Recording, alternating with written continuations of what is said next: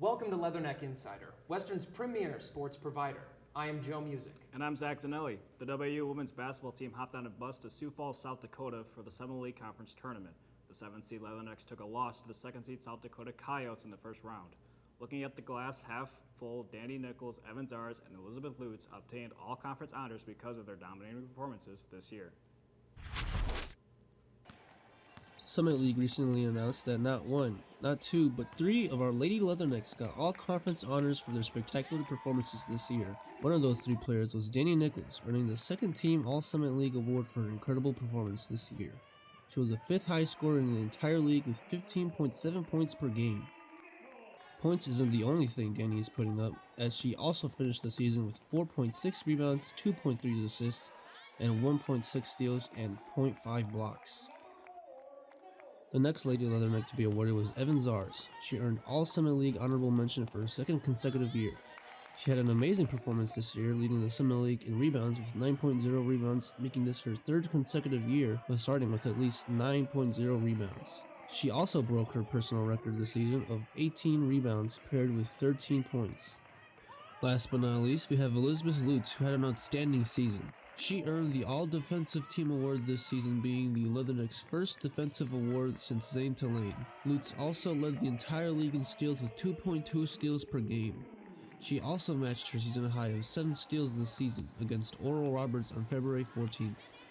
Despite being one of the shortest players on the team, she also ended the season averaging the second highest on the team in rebounds, with 4.7 rebounds per game.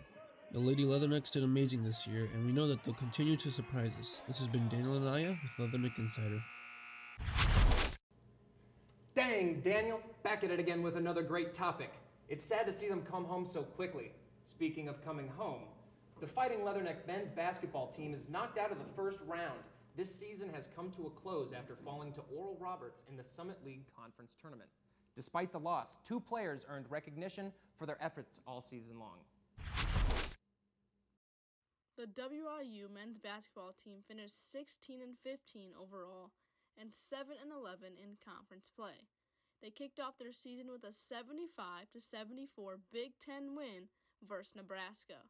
They followed by going 6-0 at home to start their regular season. 2 key guys in these successes came from guard Trenton Masner and forward Luka Barisic. Masner finds himself on the all-defensive, all-newcomer, and second-team All-Summit. Masner finished the season as the team's leader in minutes, rebounds, assists, steals, blocks, and points. He shot roughly 44% from the field. Masner ranks 3rd in the Summit for scoring, 7th in rebounding, 2nd in assist, and leads the league with nearly 2 steals per game. In addition, Luka Barisic earned honorable mention and all-newcomer as well. Barisic finished the season averaging 14 points and 5 rebounds per game, while shooting 41% from the field and 78% from the free throw line. Barisic recorded 4 straight 20-plus point games to open up the month of February. Barisic had a season high of 28 points in the overtime victory against North Dakota State on January 15th. This is the first time Western Illinois men's basketball has had 2 players on the same team in the all-newcomer category. While the season has come to an end, there are great things ahead for WIU men's basketball. Reporting for Leatherneck Insider, I'm Kylie Rogers. From JUCO to Western, George Dixon and Colin Sandage go way back when they won the JUCO National Championship back in 2019. Prior to coming to Western University, George Dixon had 2 connections on the men's basketball team in order to transfer here from Eastern University. The reason I came here was, first of all, free education. And second off, I had an old team member, Colin Sandage, that I played junior college with, and then also knew Jeter from when he was at UW Milwaukee. So, I mean, pretty much knowing them was a big influence of me coming here. George Dixon knew one of his former teammate, Colin Sanders, from playing on the same team in 2019, where they won the JUCO National Championship. It was amazing. It's been good, playing with Colin again. A great experience and trying to do something and repeat it again. So I love playing with Colin. I think he's a great player. I think he's going to go far in life with basketball. Reporting for Leatherneck Insider, I'm Angel Gordon. So heartwarming, just like two peas in a pod. When we come back, an elite Western athlete outperforms competition. Taking me home, taking me home. Here, I engineer the future. Taking me home. Bring me back. Here, I have countless opportunities. Taking me home. Bring me back. Here, I do research. Right here at Western. We are back with Leatherneck Insider. WIU runner Akeem Kali is getting closer to his final outdoor spring season. His performance is showing us all what it means to be a student athlete. After winning the 800 for the second year in a row, Colin explained his mindset heading into a major competition. Just competing, there's not much prep for me, just treat it like another race, another day, I don't get nervous. I'm pretty confident in my abilities, because I train really hard, so I know what I'm capable of doing, so when I go out there and I race my heart out, so. After accomplishing so much already, Akeem still has plenty of goals ahead of him as he heads into his final season at Western Illinois. Well, it's my last one. I'm kind of nervous about it, not competing, but like nervous with running my last college race, and I'm not sure what life is going to be like after my outdoor season, if I'm still going to be running track, or I'm going to be coaching, or I'm going to work as a nurse. But I have some big goals for sure. I want to make it to the NCAA's outdoors championship. That's my main goal. And I want to win the Summit League outdoors 800 again. I want to lower my PR, my personal best in the 1500 meters. I think if I accomplish those goals, and hopefully once I retire from college running, I won't have too much regrets, Yeah. WIU starts their spring season March 24th as they travel to Emporia State. For Leatherneck Insider, I'm Nick Grunwald. Congrats to Akeem Kali on his amazing accomplishment. Keep it up throughout the season. The Leatherneck softball team competed in the Hoosier Classic this weekend, playing both Indiana University and Valparaiso University. The Western Illinois softball team competed in 4 games over this weekend in the Indiana Hoosiers Classic. It did not go the Leatherneck's way this weekend, but Coach Colin Hopkins was pleased with his team's performance. Yeah, no, I mean, we played a tough tournament against IU and then a tough team in Valpo, and there was some rough patches here and there, but I think it's just one of those things where it's good to see us continuing to build, continuing to fight against teams we're constantly playing. Fifth-year senior Abby Carlin had her way on the mound again this weekend with another dominating performance. Yeah, I mean, we always joke that, she's been pitching here for like 20 years or whatever, but, it's always good to have, your 5th year, senior leadership take over in the circle and kind of just lead the way a little bit and kind of, able to provide some insight to the younger pitchers who, might struggle here and there. Carlin went 15 2/3 over 3 games, allowing 4 earned runs on 14 hits with 3 walks while striking out 15 batters.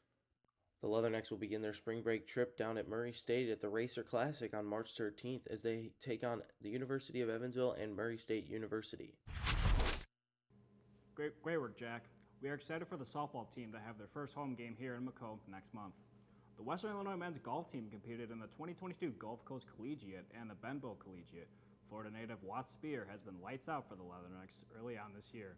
I took a deep dive on how the Leathernecks did in the past tournaments. The Western Illinois men's golf competed on a high level once again in the 2022 Gulf Coast Collegiate. The Leathernecks competed in a 2-day invitational and took 11th place with a score of +80 over par with 944 hits. Watt Spear had the top performance for the Leathernecks with a score of +10 over par, 226 hits, to place 23rd and finish with a -468 hit second round score that included 4 birdies and tied for 5th place entering the 3rd round. During the time, I had the chance to speak with Spear about his accomplishments and his goals for the future. Well, I guess, yeah, like you said, with the second round was a lot of fun. Came off of a sluggish first round and kind of just caught a groove, I guess. That's the easiest way to put it. I know it's kind of broad, but I guess one thing Coach Leah and I were talking about is just trying to play boring golf. And what does that mean? It means that basically just hitting your targets, just middle of the fairway, middle of the green, two putt par, move on. And then sure enough, as the round like goes on and as everything grows, you're more comfortable just knowing, hey, I can hit my targets. It's nothing out of the ordinary. You're not trying to force anything special or try to manipulate anything. You're just playing true to yourself, playing your game. And towards the end of the round, finding the middle of the green, and sure enough, I'm making a couple more birdies. And sure enough, ending birdie on that round helped to shoot 68 and leave myself in a good position going into the final day. But final day really didn't, I guess, mesh very well. Had trouble trusting my targets. I maybe trying to recreate what I was feeling in the second round instead of kind of just sticking to the original game plan. So, but otherwise, I mean, there's a lot of positives from the week. Of course, I wish we all would have played better, but it's something to build off of for sure. Spear and the men's golf team will be back in action for the 2022 Ben Bowl Collegiate Tournament on March 7th and March 8th in Jacksonville Beach, Florida, hosted by Butler University. Reporting from Leatherneck Insider, I'm Zach Zanelli. Wow, that's significantly better than my last golf outing. I look forward to see their progress. This next story is right up your alley. After the break, we check out the local bowling alley for a King of the Hill tournament. Stay tuned.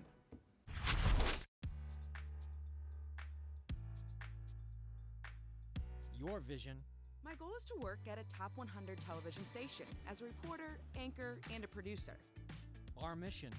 Thanks to Western, I have a resume that would beat out most students from the top journalism schools in the country. This is Western Illinois University.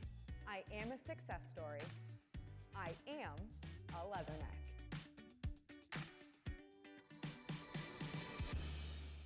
Glad to see you back with Leatherneck Insider. I wish we hadn't never split. Okay, I'll spare you the puns. Last weekend, the local bowling alley hosted a King of the Hill tournament. Let's see who the new top dog is. Looking for some fun competition? Well, over the weekend, the local bowling alley in Macomb hosted a King of the Hill tournament at Diggers College City Bowl. Tournaments are held about once a month at this alley. The common ones are the King of the Hill, for the more advanced bowlers, and the 9-pin tournaments for the average Joes like me.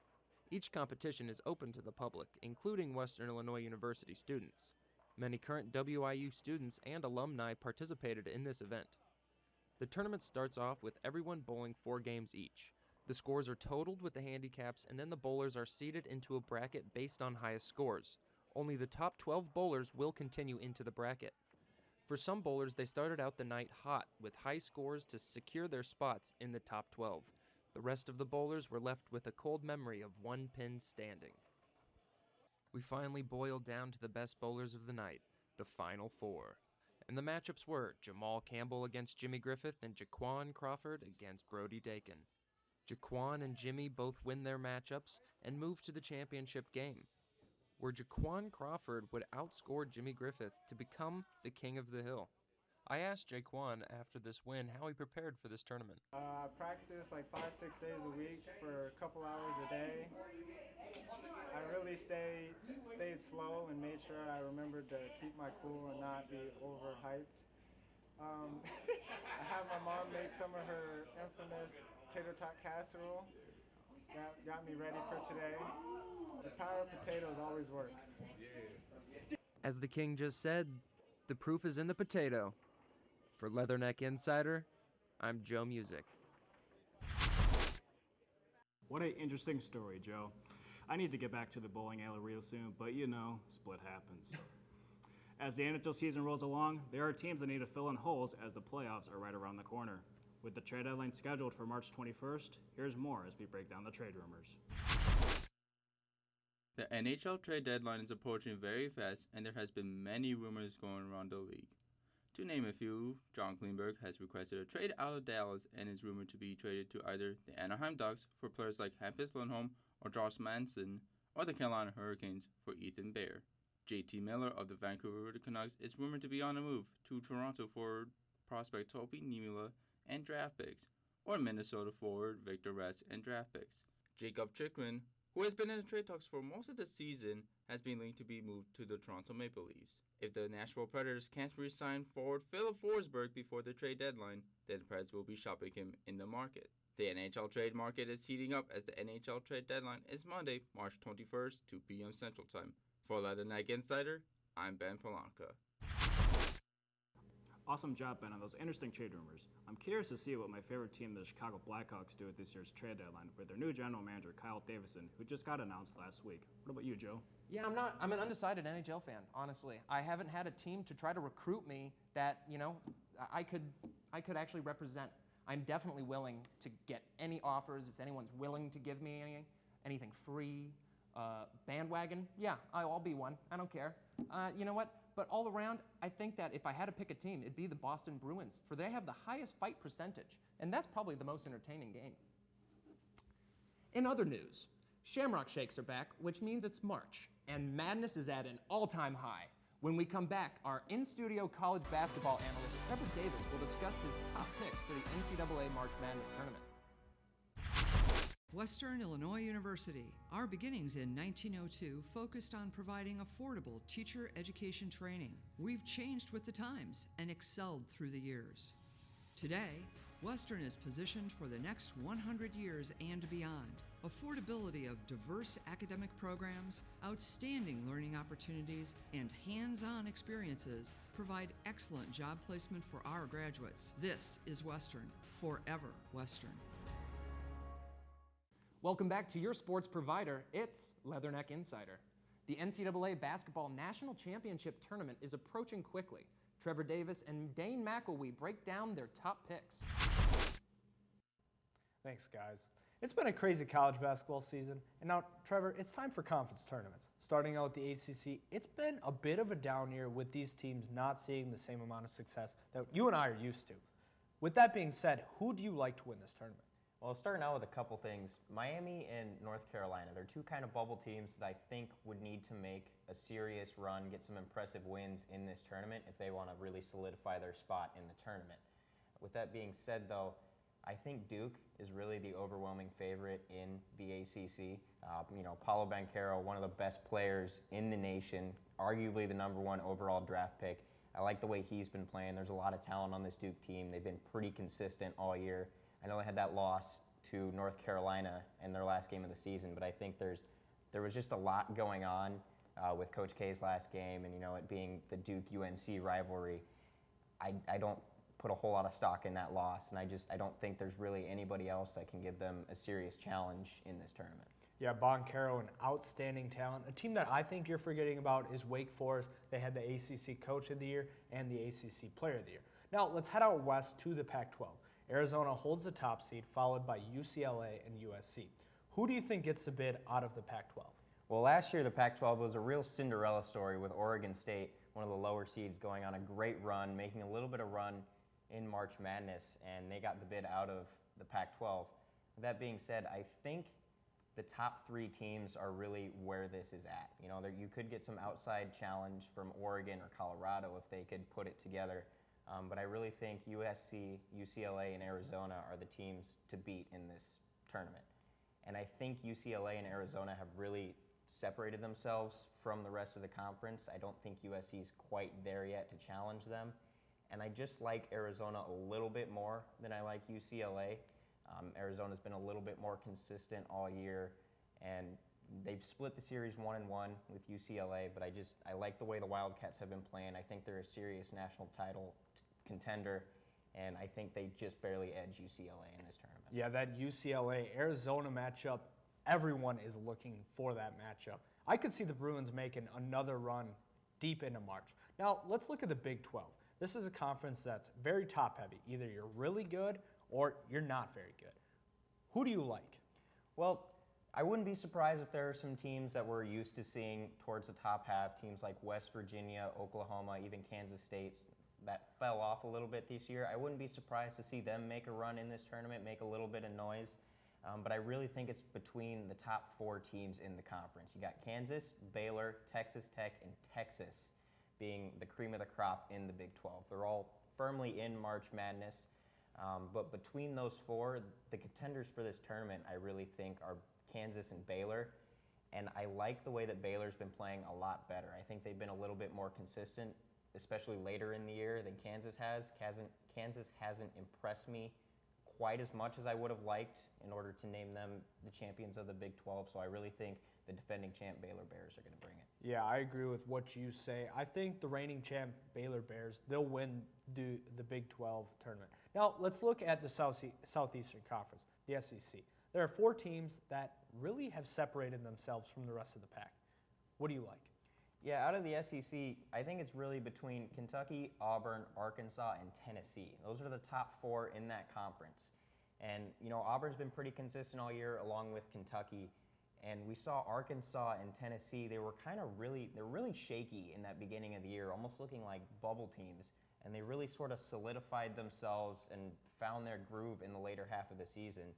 And I want to pick between those 2, and I think Tennessee is going to be the team that gets it done. I like the way the Volunteers have been playing. They've been really consistent, and they've been pretty dominant in the last part of this season. So I like the way that Tennessee's playing. I think they take the SEC. Yeah, the SEC they've had some rough stretches this year, but the most consistent team has been Auburn. Finally, let's move on to the conference that is the most wide open. You and I both fans of the Big Ten. Who do you like out of this conference? You know, it's really hard to say. There's realistically 6 teams that could win it all. You know, you've got your Illinois, Iowa, Purdue. There's a lot of teams in the Big Ten that could really go on a run and make something happen. With that being said, you know, there's a bit of a dark horse in Rutgers, I think. We've seen them play fantastic basketball. We've also seen them play really bad basketball. So I think depending on what Rutgers team shows up, they could have a shot at winning. But I don't know with some of the powerhouses in this conference if they're going to be able to get it done. I think that Purdue is actually going to be the team to get it done. Like I said, I could see really any team winning this conference, but Purdue's really been the most consistent one all year. I think Jaden Ivey and Zach Edey are going to sort of get back to the dominance that we knew when Purdue was the #1 team in the nation, and I like the Boilermakers. Yeah, Purdue, definitely a team that is a favorite. I think Illinois will be the one to win it all in the Big Ten. Back to you guys across the studio. Good picks, Trevor and Dame. It would be awesome to see teams close by like Illinois and Loyola, and teams representing the Summit like South Dakota State make a deep run. Thanks for watching Leatherneck Insider. Don't be an outsider. Make sure you follow us on Instagram and Twitter at InsiderWIU. Forever and always, I'm Zach Zanelli. Yes, you are. And in a different universe, I have a better tagline. In this one, I'm Joe Music. Good night.